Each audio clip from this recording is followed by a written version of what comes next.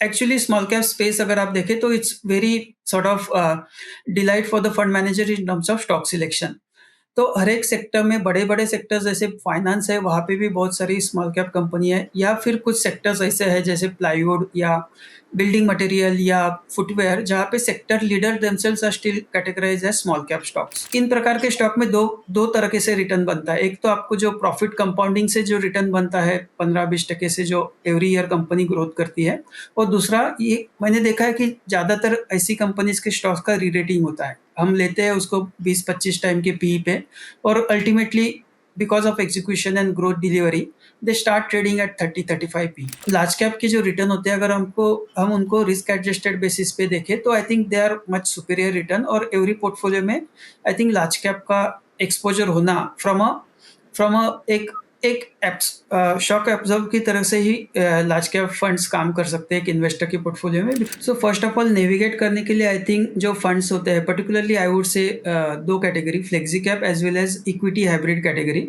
ये दो कैटेगरी काफ़ी अच्छी है।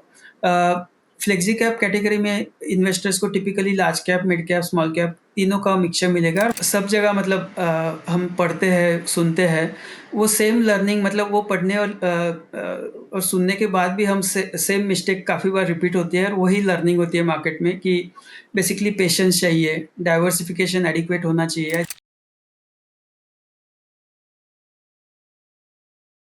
हेलो एवरीवन, मेरा नाम नम्रता अरोरा है and welcome back to mutual funds की बात। म्यूचुअल फंड्स की बात में हम ग्लोबल और Indian economic conditions, commodities, stock markets, इन सब के बारे में बात करते हैं। और आज हमारे एपिसोड में we have very interesting speaker. So today we have with us mister Atul Bhole, who is the fund manager at Kotak Mahindra AMC. Mr. Atul Bhole has over 18 years of experience in Indian equity markets. Prior to joining Kotak Mahindra AMC, he has worked with DSP Asset Managers as Senior Vice President Investments and Tata Asset Management Private Limited as Fund Manager and Research Analyst. He has also worked as Research Analyst in JP Morgan Services India Private Limited and with State Bank of India.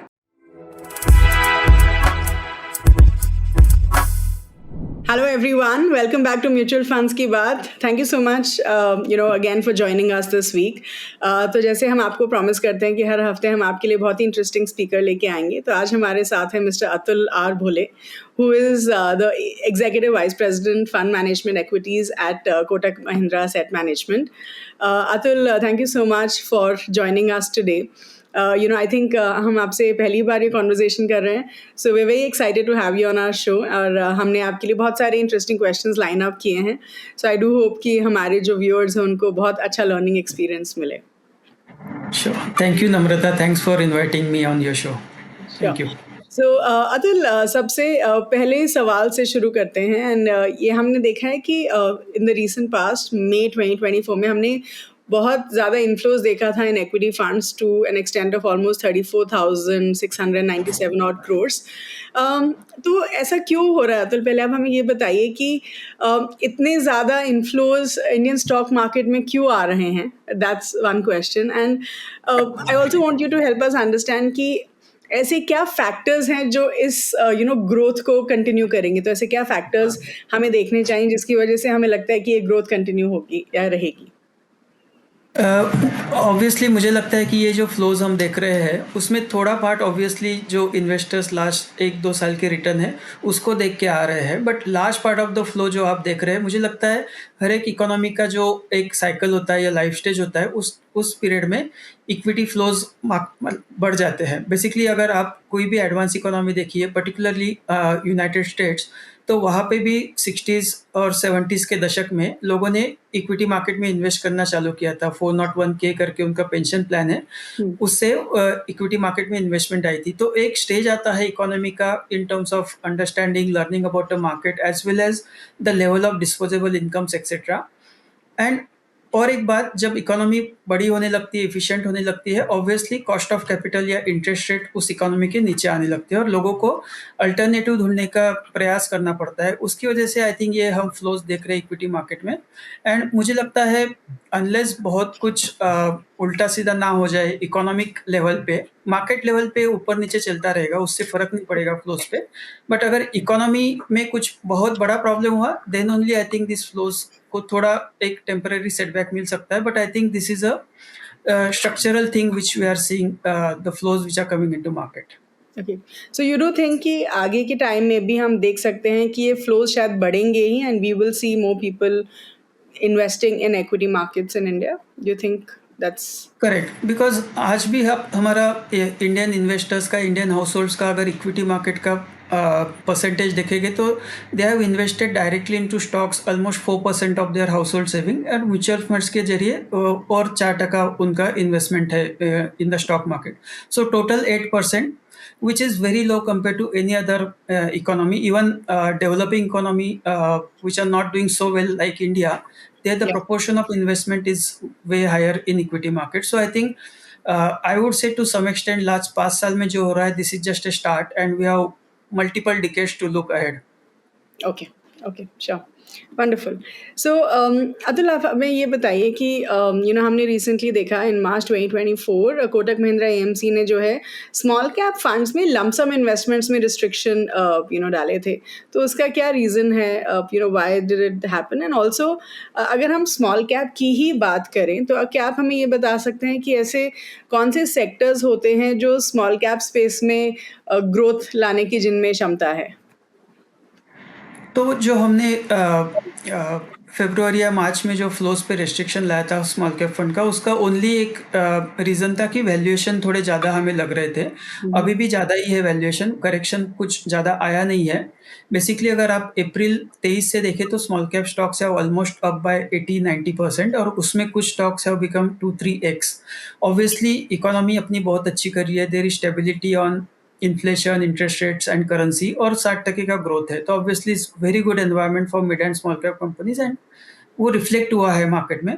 But दूसरी तरफ based on the narratives या जो reform agenda government का है, उससे जो expose stocks है, कुछ कुछ स्टॉक्स में फ्री फ्लोट भी बहुत कम है. वहाँ पे जो मोमेंटम चेसिंग हुआ है, रिटेल इन्वेस्टर्स ने बहुत ज़्यादा तरीके से उस स्टॉक्स में खरीदारी की, उसकी वजह से वो स्टॉक्स बहुत ऊपर गए हैं. तो कहीं ना कहीं एक रिस्क वैल्यूएशन के तौर पे दिखाई दे रहा है. स्मॉल कैप स्टॉक जनरली आप हिस्ट्री में देखेंगे तो ऑन एन एवरेज वो 10% ऑफ इंडियन मार्केट कैप होता था. आज उनका market cap percentage as a total has reach 18%, which is very high level. So और ये कैटेगरी जो है वो आई थिंक हाईएस्ट रिस्क या हाई बीटा कैटेगरी है within the market cap ranges. So हमने वो प्रूडेंट समझा उस टाइम पे कि वो थोड़े समय के लिए फ्लोज पे हम रेस्ट्रिक्शन लगाए, बिकॉज उस टाइम पे इवेंट भी बहुत थे. इलेक्शन में हम जा रहे थे, अभी उसके बाद बजट आने वाला है. So various events and valuation में कुछ मार्जिन ऑफ सेफ्टी या स्कोप ऑफ डिसअपॉइंटमेंट नहीं था, तो उसकी वजह से हमने वो रेस्ट्रिक्शन लगाया था. इन टर्म्स ऑफ सेक्टर्स अगर हम स्मॉल कैप का देखें तो आई थिंक सारे ही सेक्टर में small cap companies can do well. Actually small cap space अगर आप देखें तो it's very sort of delight for the fund manager in terms of stock selection. तो हर एक सेक्टर में बड़े बड़े सेक्टर्स जैसे फाइनेंस है, वहाँ पे भी बहुत सारी स्मॉल कैप कंपनी है, या फिर कुछ सेक्टर्स ऐसे हैं जैसे प्लाईवुड या बिल्डिंग मटेरियल या फुटवेयर, जहाँ पे sector leader themselves are still categorised as small cap stocks. So I think बहुत सारे सेक्टर्स है, and I would say particularly जो डोमेस्टिक इकोनॉमी फेसिंग सेक्टर्स है जैसे बिल्डिंग मटेरियल सेक्टर या कंज्यूमर डिस्क्रिशनरी सेक्टर्स, वहाँ के जो सब सेक्टर्स है वहाँ पे बहुत ज़्यादा अच्छी अपॉर्चुनिटी है, मल्टी ईयर अपॉर्चुनिटी है इंडियन स्मॉल कंपनीज के लिए. Okay, okay. तो अतुल, क्योंकि हम स्मॉल कैप फंड्स की बात कर ही रहे हैं, डू यू थिंक जो स्मॉल कैप फंड्स होते हैं वो एक एक नए जो इन्वेस्टर हैं उसके पोर्टफोलियो का हिस्सा हो सकते हैं? सो मान लीजिए I am starting my investments in equity funds, तो मुझे ज़्यादा इक्विटी मार्केट्स के बारे में नहीं पता है, तो क्या स्मॉल कैप फंड्स मेरे पोर्टफोलियो का हिस्सा होने चाहिए? For a investor who is just starting new in the market, I think small cap fund उनके लिए थोड़ा ज़्यादा रिस्की हो जाता है, बिकॉज इन्वेस्टर्स का जो इनिशियल एक्सपीरियंस होता है पहले 2-3 साल का is very important for him to stay long term in the market. और स्मॉल कैप कैटेगरी आप इनहेरेंटली देखेंगे तो रिस्की है. मतलब लास्ट 2-3 साल में जो हुआ, आज मार्केट एक्स्ट्रापोलेट कर रहा है, बट मुझे लगता है वो एक्स्ट्रापोलेट नहीं करना चाहिए. रिमेंबर 2016-17 में स्मॉल और मिड कैप स्टॉक्स ने बहुत अच्छा किया था, but 18 was very bad. We have seen 40-50% of drawdowns in small cap stocks. So मुझे लगता है जब इन्वेस्टर नया आ रहा है, भले वो थोड़ा यंग हो, उसका रिस्क टेकिंग एबिलिटी है, बट थोड़े समय के लिए आई थिंक 2-3 साल तक उसका एक्सपीरियंस अच्छा डेवलप होना चाहिए. स्मॉल कैप में अगर वो गलत टाइम पे आया, जब स्मॉल कैप स्टॉक के वैल्यूएशन ज़्यादा है, पिकिश वैल्यूएशंस है और वहाँ पे आए और उसके बाद अगर 30-40% ड्रॉडाउन आया उस स्पेस में, तो एक्सपीरियंस बहुत खराब होता है। तो मुझे लगता है starting funds for a new investor to come into market should be like flexi cap or maybe equity hybrid category, जिसमें थोड़ा रिस्क कम होता है। Sure. ओके, सो अतुल, अब थोड़ा मिड कैप स्पेस की बात करते हैं, बिकॉज मिड कैप फंड्स भी इनका भी वैल्यूएशंस अभी ज़्यादा है, वी अंडरस्टैंड दैट, लेकिन मिड कैप फंड्स भी एक इंटरेस्टिंग कैटेगरी है ऐसे इन्वेस्टर्स के लिए जिनको शायद थोड़ा रिस्क लेना है लेकिन अच्छे रिटर्न्स भी चाहिए। तो अगर हम मिड कैप फंड्स की बात करें तो फर्स्टली आपके ओपिनियन में, मतलब what is your opinion on the Indian mid cap space? आपको क्या लगता है कि आगे चल के in the coming few years mid cap space बढ़ेगा या फिर जैसा है वैसे ही रहेगा? And also help us understand कि जो कोटक इमर्जिंग एक्विटी फंड है उसके लिए आप स्टॉक पिकिंग कैसे करते हैं? सो कोई भी आप मतलब मार्केट कैप का कैटेगरी लेंगे, लार्ज कैप, मिड कैप या स्मॉल कैप, मुझे लगता है उसमें हमेशा 2-3 सेक्टर्स या साइड्स होती है जो एक समय पे 1-2 अच्छा करती है और दूसरे 2-3 निगलेक्टेड होते हैं।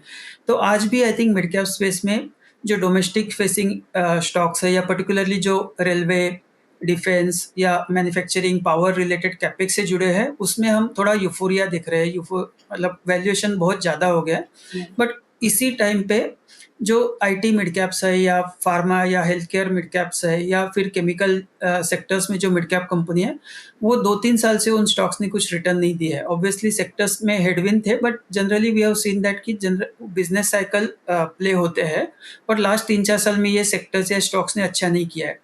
तो I would not paint the entire mid-cap category with one brush. I think there is a lot of scope to think in some contra way and do stock picking accordingly.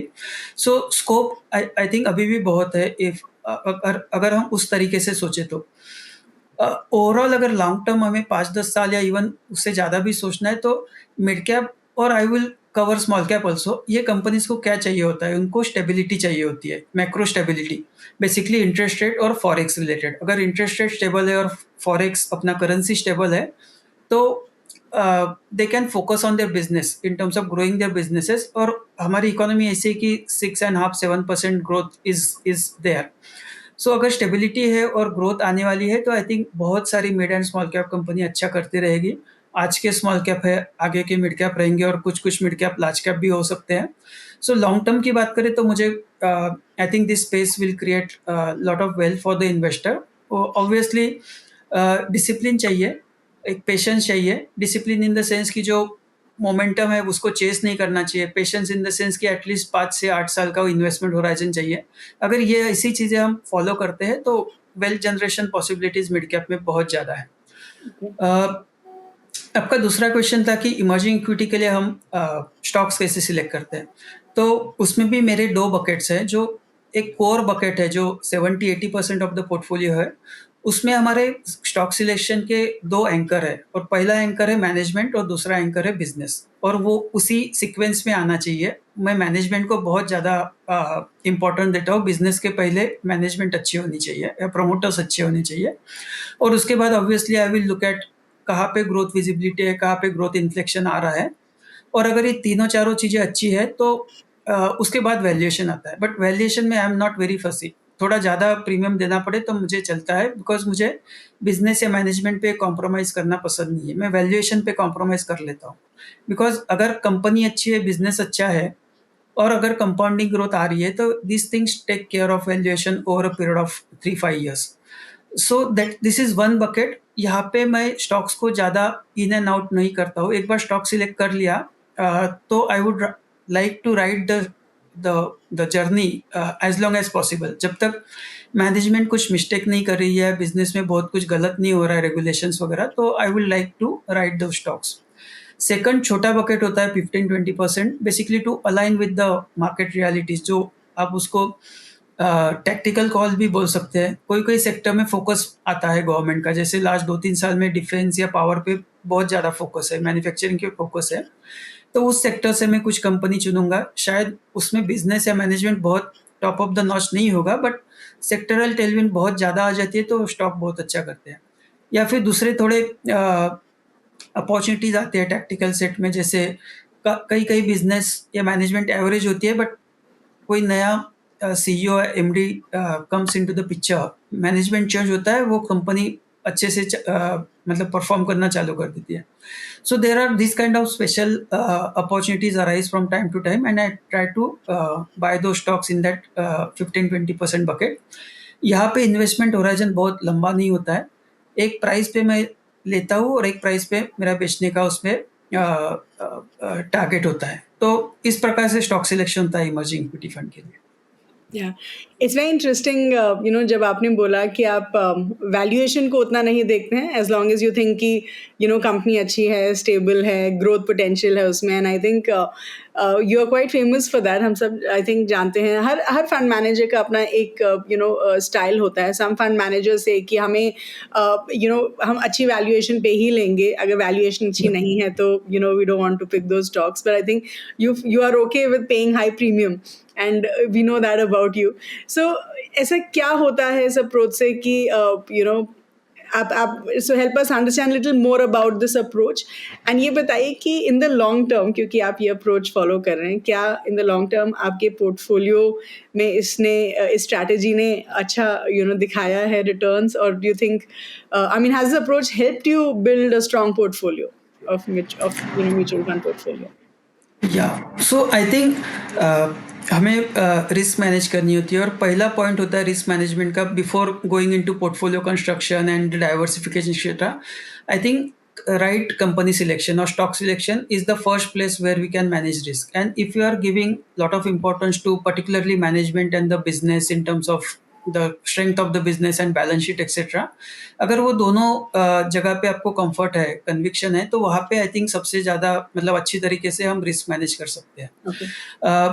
दूसरा benefit ये इसका है, इस philosophy का या framework का ये है कि जो एक्सीडेंट होते हैं कई बार पोर्टफोलियोज में, एक आध स्टॉक में कुछ प्रॉब्लम हो जाता है और उसकी वजह से जो पूरा पोर्टफोलियो के रिटर्न को प्रॉब्लम्स होता है वो हम अवॉइड कर सकते हैं.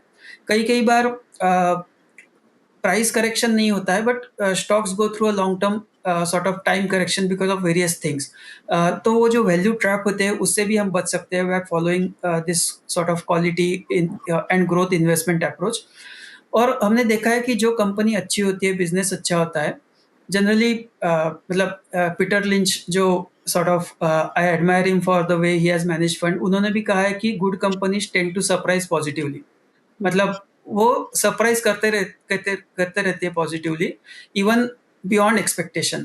तो आई थिंक ये हमने बार बार देखा इस कंपनी से, after delivering 20% growth they can and reaching one particular point, वो कंपनीज अपने बिजनेस में इतना इन्वेस्ट करती है, मैनेजमेंट का जो फोरसाइट होता है, एग्जीक्यूशन होता है, उसकी वजह से they keep delivering on that kind of growth, और beyond a point the business becomes very solid, and that's where the companies also go through re-rating.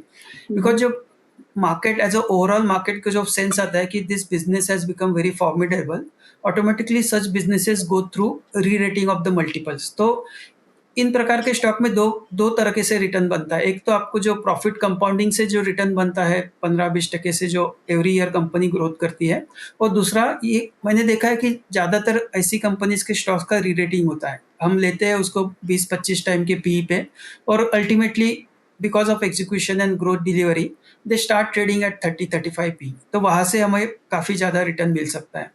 तो this strategy has work for me beautifully over a long period. Obviously बीच में 4-5 साल के बाद 1-2 साल ऐसा आता है कि उस टाइम पे वैल्यू स्टॉक्स और वैल्यू फ्रेमवर्क वाले स्टॉक कुछ अच्छा कर देते हैं, ज़्यादा अच्छा करते हैं, तो 1-2 साल का अंडर परफॉर्मेंस होता है. But I think over a long term this companies do create lot of wealth for the investors. And I think India में हम खाली रिटर्न की बात करते हैं, जबकि हमें ऑलवेज रिस्क एडजस्टेड रिटर्न की बात करनी चाहिए. और मुझे लगता है कि ऐसी कंपनियां डू मच बेटर और fair much better on that risk adjusted framework. Okay.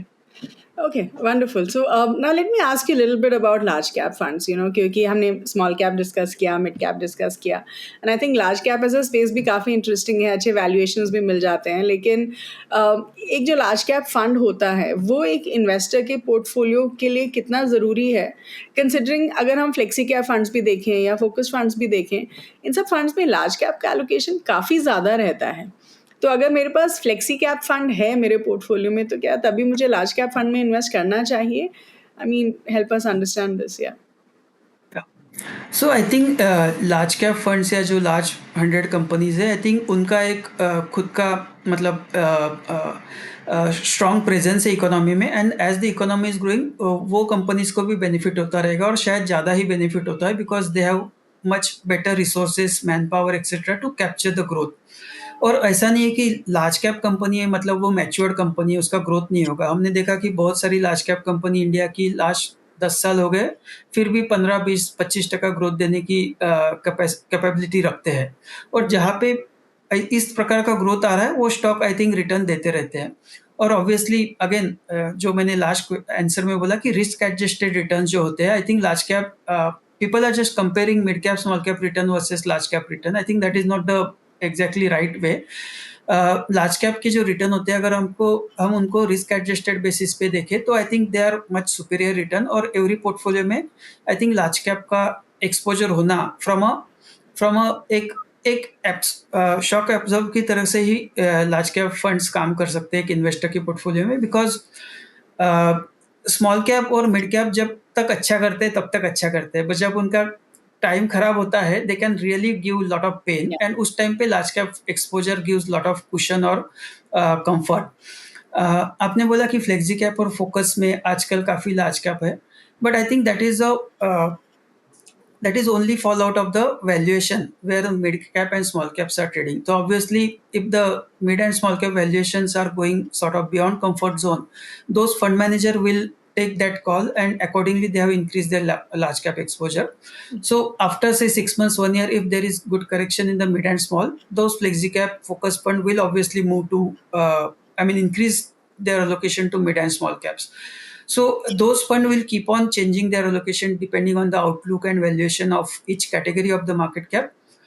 So hence large cap on their own also deserve a good exposure in any investor's portfolio. It actually gives a better risk adjusted return with some kind of cushion in terms of market falls. Okay. तो अगर आप बोल रहे हैं कि good allocation, उसका definition क्या हो सकता है? मतलब कि एक इन्वेस्टर के पोर्टफोलियो में कितना परसेंटेज हम लार्ज कैप में डाल सकते हैं? See, it will depend on the investor's risk appetite, age factor, and all those things. But I think in any investor's portfolio, I would start actually then the reverse way. I think in any investor's portfolio, sectoral funds, thematic funds, small cap, mid cap etcetera मिला मिला के 50 से ज़्यादा हो जाना थोड़ा uncomfortable है, because these are high risk category funds, all this sectoral, thematic, mid, small etcetera. And जो बाकी 50 है उसमें one can look at large cap, flexi cap and equity hybrid kind of funds. तो वहाँ पे investor can decide according to his risk appetite. But I think definitely 20-30% kind of allocation can be there in large cap funds in an investor's portfolio. Okay. So I think एक जो interesting चीज़ है in Indian mutual fund industry या market is that हम देखते हैं कि बहुत सारे इंटरेस्टिंग कैटेगरीज, इंटरेस्टिंग फंड्स आते रहते हैं इन्वेस्टर्स के लिए, चाहे वो अलग अलग थीम्स हों, चाहे वो डिफरेंट टाइप्स ऑफ फंड्स हों. I think as an investor हमारे पास बहुत सारे ऑप्शंस रहते हैं, राइट? तो एक जो इंटरेस्टिंग कैटेगरी है which is special situations fund. ये रिलेटिवली नया है. वीव सीन इट रिसेंटली कि स्पेशल सिचुएशंस फंड आ रहे हैं मार्केट में और अच्छा कर रहे हैं. लेकिन ये बताइए कि फर्स्ट ऑफ ऑल ये स्पेशल सिचुएशन फंड्स अतुल होते क्या हैं, and eight the same time इनके लिए अपॉर्चुनिटीज़ क्या है for an investor like you and me? ये जो इन्वेस्टर्स के लिए इन फंड्स में क्या अपॉर्चुनिटीज़ हो सकती हैं? Basically, special situations या special opportunities is basically where either because of some things happening, जैसे कई बार रिफॉर्म्स होते हैं, पॉलिसी चेंजेस होते हैं, या फिर सेक्टरल टेलविंड्स वापस आते हैं. लास्ट डिकेड में हमने देखा कि पावर और बहुत सारी मेटल कंपनीज में कुछ हो नहीं रहा था. They were going through a very bad phase, but then the sectors made a comeback. So कुछ चेंजेस होने से इकोनॉमी में या पॉलिसी में एक्सेट्रा, आइदर कंपनीज के बैलेंस शीट जो बहुत मतलब खराब पोजीशन में होंगे या बैड शेप में होंगे, they start repairing. At the same time in some companies because of some changes profit and loss में, प्रॉफिट में, टॉप लाइन में ट्रैक्शन आता है. So these are some kind of special situation and उसका reason मतलब there can be various reasons for starting of that balance sheet repair और inflection in the profitability of the company. जैसे मैंने बोला policy changes और reforms, उसकी वजह से कुछ स्टॉक्स या sectors can come into limelight. और हमने देखा भी है लास्ट 3 साल से, 3 या 4 साल से, जब से गवर्नमेंट का फोकस मैन्युफैक्चरिंग या defence, indigenisation of defence manufacturing या नल से जल जैसी योजना है उस पर आया है, वो सेक्टर्स या स्टॉक्स ने बहुत अच्छा किया है. So similarly, we can keep on looking where the government is going, what is the government focus, or as well as regulators. Regulators sometimes over-regulate and then they start easing the regulation. So in that process also the sectors can do very well. So probably we are seeing that insurance is not doing well for last couple of years because of there are a lot of fears. But if those fears start going down one by one can look at that kind of sector. So it's kind of a special situation. I don't know whether it will happen or not, but just an example. Uh, there are other opportunities can come in like special situation like mergers and acquisitions. Some company can acquire a company and realize lot of synergies by acquiring the other company, because cost structure जो duplication होता है वो काफी बार उसमें companies can save a lot of cost, as well as uh, the balance sheet becomes strong and the interest cost etc can come down. So that is one example. 1 plus 1 can become 3. So that is a special situation. उसके opposite भी होता है. जैसे कोई कई बार जो conglomerate kind of company होती है, जिस एक कंपनी में 4-5 तरीके के बिजनेसेस होते हैं, और जहाँ डीमर्जर होता है वो उसमें से एक जो बिजनेस कोर बिजनेस से कंप्लीटली डिफरेंट होता है उसको जब अलग करते हैं तो उसमें भी काफ़ी वैल्यू अनलॉकिंग होता है. तो that is this are 2-3 kind of opportunities. कई कई कंपनी में क्या होता है कि बिजनेस एक रीजनेबल फ्रेंचाइज होती है, बट वहाँ पे थोड़ा पुश कम होता है मैनेजमेंट का. जब मैनेजमेंट चेंज होती है, थोड़ा पुश आता है, तो growth rate and everything can change, and in such cases lot of re-rating and the wealth creation or the profit growth and the re-rating happens, and through those things wealth creation happens. So management change is one kind of special situation. uh, in some companies which I mentioned, this last decade, what has happened, metals, etc.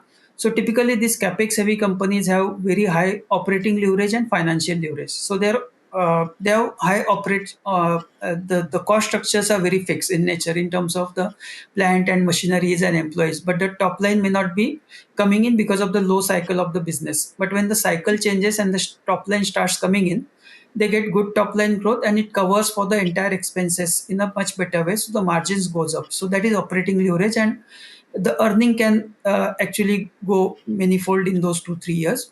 And also financial leverage. Typically these capex heavy companies, they put up plant and machineries etc, and they take a lot of debt for that. And in bad cycle it impacts them in a very negative way, but when the cycle turns for a positive, that debt starts getting repaid, and that it adds a lot to the equity valuation. So that is another way. Sector consolidation also happens from time to time. What we have seen in aviation or telecom, now there are almost 2 or 2.5 companies, and they are getting their pricing power back. They are duopolies, and the stocks got re-rated. So there are multiple kind of special situation which keep arises in the market from time to time. And as our economy grows, I mean, already we have grown a lot in last 5 years, and I think that path is now looking very bright. These kind of opportunities will be many going forward to sort of create wealth for shareholders or the investors.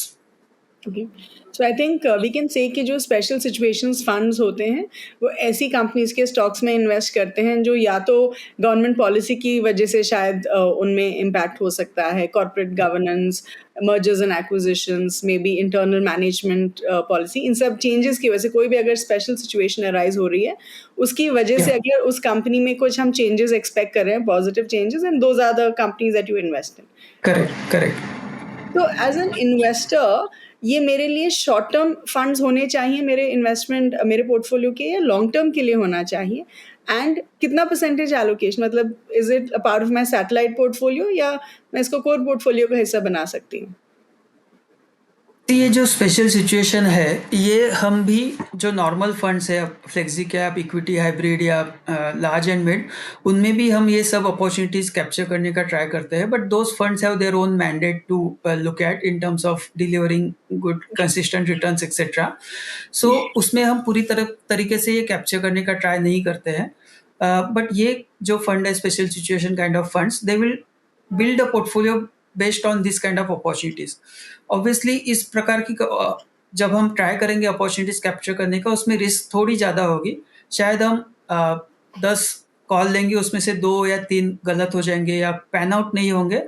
या बहुत बार इसमें ऐसा होता है कि हम जब inflection आता है उसके बहुत पहले ही कॉल ले लेंगे. जैसे कोई कंपनी में डीमर्जर होना है, तो उसके लिए हम उसमें एक्सपोजर लेंगे, बट शायद 1-2 साल वो डीमर्जर होता ही नहीं है. तो शायद हम कई बार much ahead of the inflection point call ले लेंगे. तो इस प्रकार की रिस्क है, तो थोड़ा रिस्क एलिमेंट इस काइंड ऑफ कैटेगरी में थोड़ा ज़्यादा है. This is a thematic kind of category. So I think this is a part of obviously a satellite portfolio, not the core portfolio. And Okay. investors, depending on their risk appetite, can have 5 to 10% kind of exposure in this opportunities fund. And I think while the opportunities may be medium to long term for the fund manager, because fund manager opportunity capture करेगा, उसमें return बन गया, तो he will book profits and move to the other opportunities. For the investor in the fund, I think they can at least have to have 5 to 8, 10 years of exposure, because generally a business cycle plays over in a period of maybe 3 to 4 years, and fund managers should get to play at least more than 1 2 business cycle to capture such opportunities. So I think while fund manager will in this fund will have medium to long term horizon while he takes exposure company wise, the investor in the fund need to have long term exposure. दोनों अगर fund manager और investor दोनों short term exposure लेने लगे, तो I think it is a difficult thing. Okay. So basically long-term investment horizon and at the same time 5 से 10% maybe. 5 से 10%. या Now let's talk about an interesting thing which is SIPs and सबसे पहले आप ये बताइए अतुल कि ऐसा क्या कोई फैक्टर है, कोई ऐसी चीज़ है जिससे हम डिसाइड कर सकते हैं कि इन्वेस्टर के पोर्टफोलियो में इक्विटी फंड्स में SIP कितना होना चाहिए, राइट? हाउ टू डिसाइड कि एक इन्वेस्टर का SIP अमाउंट इक्विटी फंड्स में कितना होना चाहिए, and also tell us about step up SIP a bit कि हम ऐसा स्टेप अप SIP की बात करते हैं, बट क्या जेन्युइनली स्टेप अप SIP एक इन्वेस्टर की लॉन्ग टर्म वेल्थ क्रिएशन में मदद करता है या सिर्फ SIP ही बहुत है? Like do you think step up SIP ज़रूरी है या SIP के ज़रिए भी हम लॉन्ग टर्म वेल्थ क्रिएशन कर सकते हैं? सो आई थिंक SIP के थ्रू कितना पैसा इन्वेस्ट करना चाहिए every month, I think will again depend on the investor to investor, depending on his income profile, his requirements, expenses, monthly expenses etcetera, and what is left in terms of the investable surplus. And it will also depend on the current investment portfolio of the investor. If the investment portfolio is big but it is heavily tilted towards FDs or property etc., I think the SIPs can be higher in the equity market. But if he's already exposed to 50% of his investments are already through equity or mutual fund, then he can have moderate SIPs into the market going into. Also, it will depend on the kind of fund he has chosen for doing SIPs. If he is doing SIPs only into mid and small cap funds, obviously the SIP amount need to be moderated. Mid and small cap categories are good for long term SIPs. This fund has to, I mean, the money should come into this fund through SIPs only. But even then, I think if it is only through mid cap and small cap, the SIP amount can be moderate to that extent. So actually, it will depend on the investor's income, investable surplus he's generating every month, as well as what he has in his investment portfolio already in terms of asset allocation. So that is on the SIPs in terms of the quantum which is suitable for the investor. And as you brought this topic on the step up SIPs, I think it is very good wealth creation tool and it's actually one step ahead of SIPs, and I think it should be used by the investor because generally, obviously, the person gets the income goes up through either promotions or salary hikes or wage hikes, etc. But to that extent, the SIP which was started say 3 years back or 5 years back doesn't get increased often. Step up SIP does that automatically, and it helps sort of maintain the allocation or the proportion of the income going into the market. And it also can capture the volatility in a better way because you are increasing your SIP year after year. So step up SIP does actually help in generating better return for the investor or better wealth for the investor over years. Okay okay so we can say कि अगर possible है तो step up SIP करिए क्योंकि वो आपको करना wealth चाहिए. क्रिएशन में आपकी मदद करेगा. Okay. Yeah. So now, Atul, I'll ask you about another interesting category of funds जो है momentum funds. And I think आजकल हमने देखा है कि momentum funds जो हैं वो काफ़ी पेस पिकअप कर रहे हैं. बहुत सारे लोग जानना चाहते हैं कि ये momentum funds होते क्या हैं. तो पहले हम ये बताइए कि momentum funds जो होते हैं वो स्टॉक्स को कैसे पिक करते हैं और ये जो momentum strategy होती है ये बेयर मार्केट या बुल मार्केट में कैसे प्ले आउट करती है. तो बेसिकली जो मोमेंटम फंड्स होते हैं वो क्वांट मॉडल्स पे डिपेंड करता है. उसमें से जो price performance of the stock in last 6 months 12 month versus last 1 month performance, ये सब देखते हुए मोमेंटम स्टॉक्स सिलेक्ट किए जाते हैं. एक यूनिवर्स जो होता है हर एक एएमसी का या ओवरऑल मार्केट यूनिवर्स, उसमें से जो मोमेंटम स्टॉक्स है वो सिलेक्ट किए जाते हैं. और उसमें फ्रीक्वेंट इंटरवल्स पे they run the model to find out the new set of momentum stocks. It might run at every 3 months 6 months और 12 मंथ्स एक्सेट्रा. सो ग्लोबली ऐसे देखा गया है, जो हिस्टोरिकल स्टडीज की गई है, मोमेंटम फैक्टर जो बोलते हैं, various factors are there in market when you look at from the quantitative analysis perspective. Momentum factor, value factor and other factors, उसमें momentum factor is sort of evergreen factor जिसने investors के लिए out performance या performance मतलब return बना के दिया है. So I think this is a good strategy to have, and obviously जब stocks momentum में आते हैं तो उसमें obviously कुछ ना कुछ reason की वजह से वो momentum में आते हैं, and the strategies try to capture the momentum till it last. And every 3-6 months या 1 year में जो rebalancing होता है, उसकी वजह से ये funds can keep on changing the stock. तो उसमें थोड़ा turnover या churn ज़्यादा होता है, but that is the basically framework of the process. Secondly, in terms of bull or bear market, I think because the rebalancing of जो होता है every 3-6 months में ये stocks screener run किया जाता है और उसमें से नए momentum के stocks निकाले जाते हैं, उसकी वजह से ये जो strategy है वो bull market या bear market में equally काम करती है. Basically, what we have to look at it whether the strategy is outperforming the market or not. And I think this strategy historical जो back testing किया गया है last 10-20 years का, not only in Indian market but particularly in US market, which is a very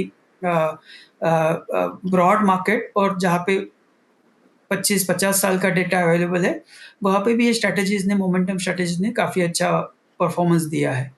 so I think एक again जो satellite part होता है investor का, उसमें ये थोड़े अलोकेशन ये मोमेंटम फैक्टर वाले फंड्स जो है क्वांट फंड, उनका हो सकता है. ओके ओके तो आज हमने इतने सारे फंड्स डिस्कस किए, large, mid, small, flexi, special situations, momentum funds. तो अब्दुल, आप ये बताइए कि आपका इन्वेस्टमेंट स्ट्रैटेजी क्या रहता है. आप किन तरीके के फंड्स में इन्वेस्ट करते हैं. म्यूचुअल फंड्स में ही ज़्यादा इन्वेस्ट करते हैं या फिर आपका डाइवर्सिफाइड पोर्टफोलियो रहता है. इक्विटीज़ में कितना करते हैं. So help us understand about your portfolio. So actually, very frankly, my asset allocation is not good at all. I would say. So I have my own home in Mumbai, and I do invest in PPF and EPFO. But apart from that, all my investments are into mutual fund, and that too the funds which I manage.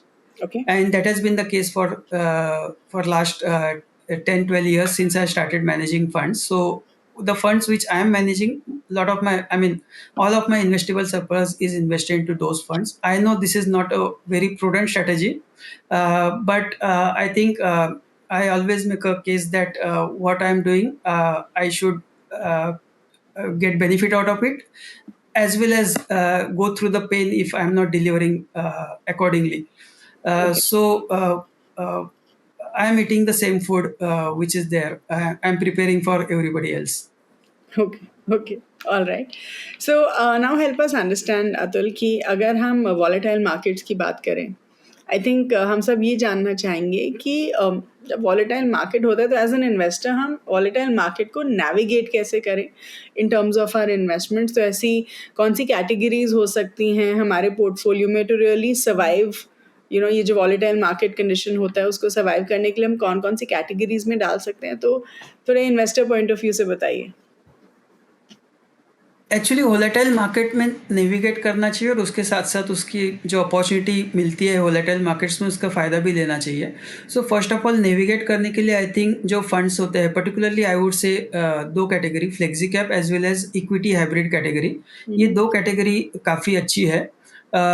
Flexi cap category में investors को typically large cap, mid cap, small cap तीनों का mixture मिलेगा और fund manager will actually take advantage of the volatility in terms of increasing exposure in the category which is looking attractive at that point of time. Similarly, equity hybrid जो funds होते हैं जिनमें typically एक fix anchor होता है allocation का, 70-30 allocation होते हैं इक्विटी वर्सेज डेट में. And even in equity typically you will find large cap, mid cap and small cap exposures. So in one fund you get all exposures and because the anchor is fixed around 70% odd. In a volatile market, when the market falls, such funds can actually do a lot of averaging in terms of stock prices, and whenever market goes up, profit booking also happens automatically if the equity proportion starts going beyond 70 or 75%. So these two funds are there in terms of navigating the volatile markets and putting money also in a lump sum way into these two categories. For taking advantage of volatile markets, which volatile market can last for 3-4 months or they can last actually for 1-2 years also, and during such times I think doing SIPs into mid and small cap categories or some of the thematic fund makes a lot of sense, and it actually help us sort of collect more units in those lower NAVs. So I think volatile market may one can invest lump sum money through FlexiCap or equity hybrid fund, and at the same time the SIPs can be continued or done into mid and small cap or some of the thematic categories. Okay. Okay. So basically, you're saying to navigate volatile markets, flexi cap या equity hybrid funds are your go-to funds, and at the Yeah, same time, in funds में lump sum कर दीजिए और yeah, SIPs mid cap, small caps में करिए. Okay. correct. Yes. तो Atul, as an investor आप इतने सालों से इन्वेस्ट कर रहे होंगे अपना पैसा and you have seen so many cycles. तो ऐसी क्या लर्निंग्स हैं आपकी जो आप चाहेंगे कि हमारे व्यूअर्स आपसे सीखें कि हम वो गलतियां शायद ना रिपीट करें? एक्चुअली जो सब जगह मतलब हम पढ़ते हैं, सुनते हैं, वो सेम लर्निंग मतलब वो पढ़ने और सुनने के बाद भी हम सेम मिस्टेक काफ़ी बार रिपीट होती है और वही लर्निंग होती है मार्केट में कि बेसिकली पेशेंस चाहिए, डाइवर्सिफिकेशन एडिक्वेट होना चाहिए. I think this two kind of learnings market often pitches. And also one more thing is very important actually is managing the cycles of greed and fear. जैसे businesses में, economies में cycles आते हैं, investor का behaviour is also prone to cycles of greed and fear. जैसे मैंने चालू किया कि mid and small cap as well as some of the capex oriented names are doing very well, and they have done, I mean, exceptionally well in last 2-3 years. Valuations are very high, still people are chasing those stocks, so there is a lot of greed in there, and whenever such kind of greed takes place, the outcome is not good at the end. There can be a lot of pains in such thing. At the same time, sectors like IT etc., they are completely neglected. People are fearing or just ignoring those sectors, and typically such are the sectors where over a period good money can be made. So I think managing those cycles of greed and fear is very important for investor behavior to make money as well as protect downside, because in the long term journey of wealth creation it is important to capture the returns or upside, but at the same time it is very important to protect the downside or reduce the losses which happens in the market from time to time. So these are two, I think, two or three big sort of learnings which market has taught. Uh, In terms of mistake, I would say, because my framework is good quality companies and good managements, etc. I would say the mistakes are not there in terms of I mean, buying a very problematic stock, etc. Most of my mistakes happen in terms of selling early, because when you're buying the company or management at the start, looking at all other things and taking view, I think at times companies does very well, market rewards them, and they in short term they might appear expensive, but even then one has to take stock of the opportunity lying ahead, and what the management has done and doing, etc., and one may stay invested even if the short term the stock appears expensive. But some of the mistakes which I did actually are in terms of exiting the stock too early and booking profits. So I think there are very thin line in terms of greed as well as this mistake of booking profits early. But and I think those mistakes will be repeated, I'm sure, even after Yeah. this kind of experience. Sure. Okay. Wonderful. Just last question, Atul. कोई book recommendations हमारे viewers के लिए, ऐसी कोई book जो आपको लगता है कि हम सब पढ़ना enjoy करेंगे from investment point of view? Yeah, I think there are a lot of very good investors and pundits in the market who has written great about how to overcome the greed and fear and all those kind of thing. But the one person or I admire is basically Mr. Peter Lynch, who has managed the Fidelity Magellan Fund in US in decades of 70s and 80s. So he has written three books. One of those three books is basically One Up on the Wall Street. I think that is the good practitioner's guide. I mean, many people have written books without managing money, but that guy has managed money for 23 years, delivered superb performance, and he has written actually his experiences and learnings in the market which he got. And as I mentioned some time back, actually, our economy is following or lagging US economy by maybe 40-50 years. What has happened there in the decades of 60s 70s is happening in Indian economy now in terms of the consumerism, capex or infrastructure build up, as well as investing in markets, etc., etc. So a lot of relevant things to learn from that kind of book. So I would say that is a must kind of read book for investor, One Up on the Wall Street by Mr. Peter Lynch. Sure. Cool. Thank you so much, Atul. I think we are done with the questions, and I think ये बहुत ही अच्छी conversation थी. हमने बहुत कुछ सीखा आपसे. हमने बहुत कुछ आपसे पूछा भी. I do hope you had a good time answering all our Yeah, questions. yes. Wow, what a wonderful conversation with Mr. Atul. I'm sure आप सबको ये episode बहुत अच्छा लगा होगा, and I'm sure आप सबको बहुत कुछ सीखने के लिए मिला होगा. तो जल्दी से जो भी हमने points discuss किए वो मैं आपके लिए summarize कर देती हूँ. तो सबसे पहले हमने Mr. Atul से पूछा कि कोटक स्मॉल कैप फंड ने जो है लमसम इन्वेस्टमेंट्स के ऊपर रिस्ट्रिक्शंस लगा दिए हैं, तो ऐसा क्यों हुआ है? तो मिस्टर अतुल सेज कि अगर हम स्मॉल कैप स्पेस देखें तो उसमें वैल्यूएशंस अभी काफी ज्यादा हैं और इसीलिए लमसम इन्वेस्टमेंट्स में जो है अभी रिस्ट्रिक्शंस डाले गए हैं. Eight the same time he says कि ऐसे भी कुछ स्मॉल कैप स्टॉक्स थे जिनकी क्वालिटी काफी क्वेश्चनेबल थी और फंड ने डिसाइड किया कि ऐसे स्टॉक्स में इन्वेस्ट नहीं करना है जिनकी वैल्यूएशंस काफी ज्यादा हैं. And mister Atul also says कि स्मॉल कैप स्पेस के लिए रियल एस्टेट, कंज्यूमर डिस्क्रेशनरी जैसे सेक्टर्स काफी जरूरी होते हैं.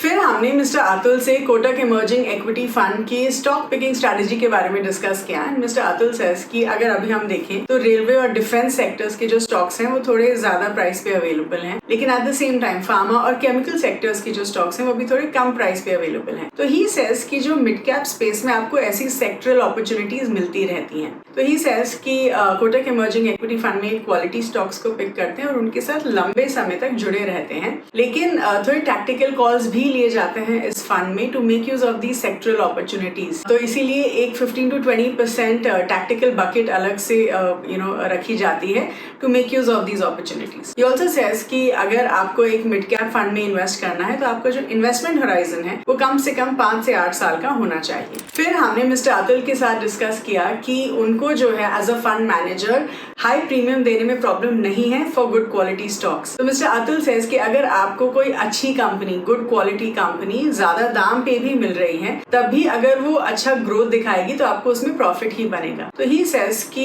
ये जो है अच्छी quality stocks, high growth stocks को पिक करते हैं और ऐसी कंपनीज को अवॉइड करते हैं जिनमें आगे जाके प्रॉब्लम हो सकती है। तो जब फंड्स जो है ऐसी अच्छी कंपनीज में इन्वेस्ट करते हैं तो वो इन कंपनीज के साथ लॉन्ग टर्म के लिए जुड़े रहते हैं। फिर हमने मिस्टर अतुल से पूछा कि एक इन्वेस्टर SIP अमाउंट कैसे डिसाइड कर सकते हैं इन इक्विटी फंड्स। तो मिस्टर अतुल सेज कि SIP अमाउंट डिपेंड करता है कि इन्वेस्टर की प्रोफाइल के ऊपर, रिस्क टॉलरेंस, इनकम लेवल्स और फाइनेंशियल लायबिलिटीज के ऊपर। तो ही सेज कि अगर आपकी स्मॉल कैप फंड्स या मिड कैप फंड्स में SIP है, so they should be moderated. He also says कि जो स्टेप अप SIP होती है वो एक स्टेप आगे है फ्रॉम अ नॉर्मल SIP, और अगर एक इन्वेस्टर को सैलरी हाइक मिली है तो उनको अपना SIP अमाउंट भी बढ़ाना चाहिए। फिर हमने मिस्टर अतुल से पूछा कि एक इन्वेस्टर वॉलेटाइल स्टॉक मार्केट को कैसे नेविगेट कर सकते हैं। मिस्टर अतुल सेज कि you can invest in flexi cap funds और equity hybrid funds to navigate volatile stock markets. जो फ्लेक्सी कैप फंड्स होते हैं वो एक इन्वेस्टर को large cap, mid cap, small cap तीनों का एक्सपोजर देते हैं और ये आपके पोर्टफोलियो को प्रोटेक्ट करते हैं, स्पेशली ड्यूरिंग वॉलेटाइल मार्केट्स। ही ऑल्सो सेज कि आपको अपना SIPs जो है वो कंटिन्यू करना चाहिए in equity funds when the markets are volatile. फिर हमने मिस्टर अतुल से उनकी कुछ लर्निंग्स के बारे में पूछा from stock market, and mister Atul says कि ideally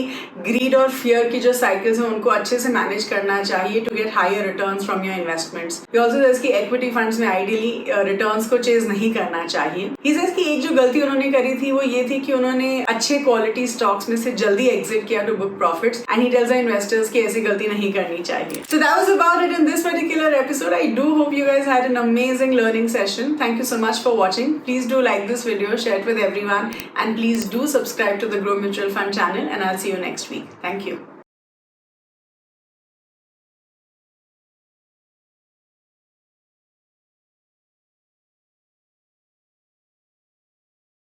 Mutual fund investments are subject to market risks. Read all scheme-related documents carefully.